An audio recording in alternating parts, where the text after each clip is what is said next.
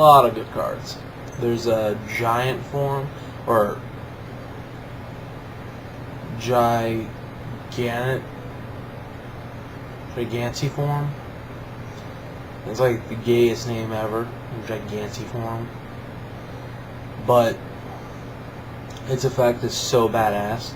3 and 2 green, kicker 4 mana of any color, enchant creature. Enchanted creature is an 8/8 and has trample. When Gigantiform enters the battlefield, if it was kicked, you may search your library for a card named Gigantiform, put it into the battlefield, and shuffle it in your library. So you could just essentially turn 2 Lenoir Elves into 9/9 to 8/8 badasses with trample.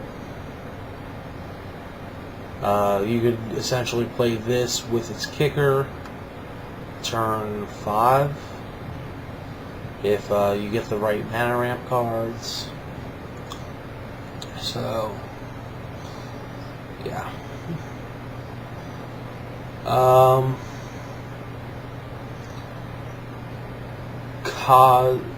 Kazandu Blademaster costs 2 white. It's an ally. First strike vigilance, 1/1. When it enters the battlefield or another ally enters the battlefield under your control, they put a 1/1 counter on Kazandu Blademaster. It would seem worth it to build an ally deck because we do have another ally to reveal that is actually pretty good. But they're all across the board on the colors, so if they made like some good 1-drop in white, I'd probably play allies, or some good 1-drops for green allies, and yeah, definitely. Scute Mob costs 1 green to 1/1. It's an insect. At the beginning of your upkeep, if you control 5 or more lands, put 4 +1/+1 counters on Scute Mob. It's pretty good. Essentially, you could play Scute Mob and then Gigantiform, make it an 8/8 already, and then you'd probably already control 5 lands by the time you got Gigantiform out. So then, like next turn, he's a 12/12 Trampler. A 12/12 Trampler.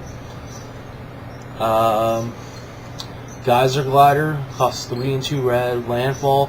Whenever a land enters the battlefield under your control, Geyser Glider gains fly until end of turns. 4/4. It doesn't seem like a very playable card. Not saying that like flying isn't a good ability, but for its mana cost and you have to get another land out and everything, it's like,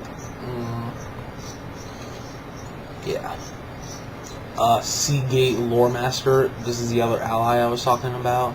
Costs 4 and a blue. Draw a card for each ally you control. It's a 1 and 3. And it's a Merfolk Wizard too. So already Merfolk are getting better. Like I stated, there were going to be a few Merfolk cards revealed for this set. Oracle of Moldea costs 3 and green. You may play an additional land on each of your turns. Play with the top card of your library revealed. You may play the top card of your library if it's a land card. It's a 2/2. I don't know about you guys, but that ability sounds pretty badass. Always know what you're going to draw next.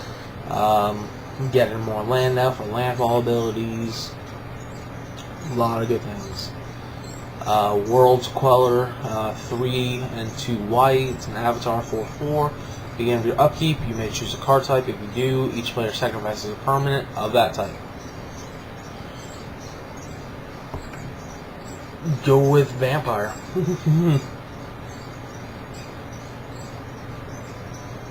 Yeah, especially against vampire decks, which are pretty good right now. It's looking. Needle Bite Trap costs 5 and 2 black. If your opponent gains life this turn, you may pay 1 black rather than pay Needle Bite Trap mana cost. Target player loses 5 life, and you gain 5 life. That's pretty good. It really is. For even like the slightest gain of life, could you do that? Baloth Wood Crasher, 4 and 2 green. Landfall, whenever land enters the battlefield under your control, Baloth Wood Crusher gets +4/+4 and gets trampled to end your turn. It's a 4/4. I can see it being playable for the fact that it does become an 8/8 on turn 7 with trample. You know, that you can actually swing with.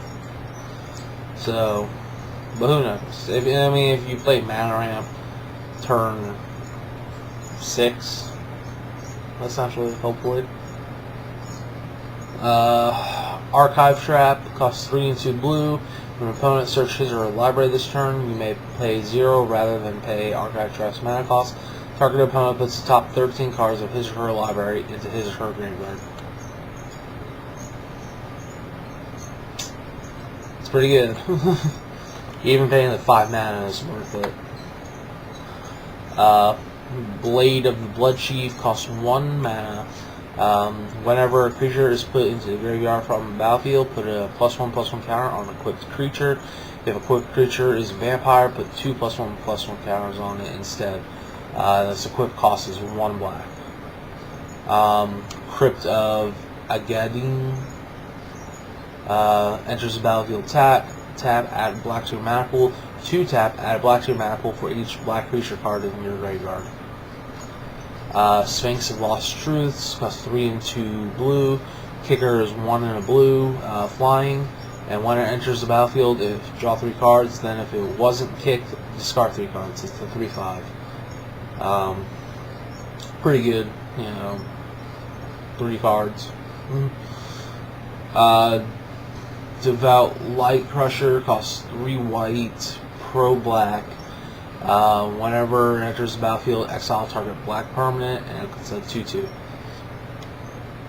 Pitfall Trap, if exactly 1 creature is attacking you, you may pay 1 white rather than Pitfall Trap's mana cost, destroy target attacking creature without flying. Yeah, against exalted decks, I can see that working. Bala Ged Thief costs 3 and a black. Whenever Bala Ged Thief or another ally enters the battlefield under your control, target player reveals a number of cards from his or her hand equal to the number of allies you control. You choose one of them. That player discards a card. Discards that card. Costs 2. It's a 2/2. So,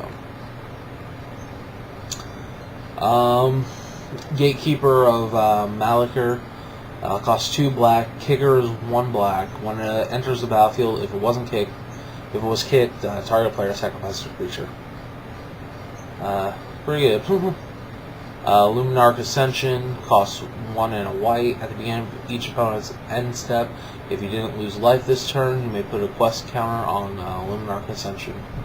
1 and a white. Put a 4/4 white angel creature token. With flying onto the battlefield, activate this ability only if Luminarch Ascension has 4 or more quest counters on it. Yeah, that's pretty good.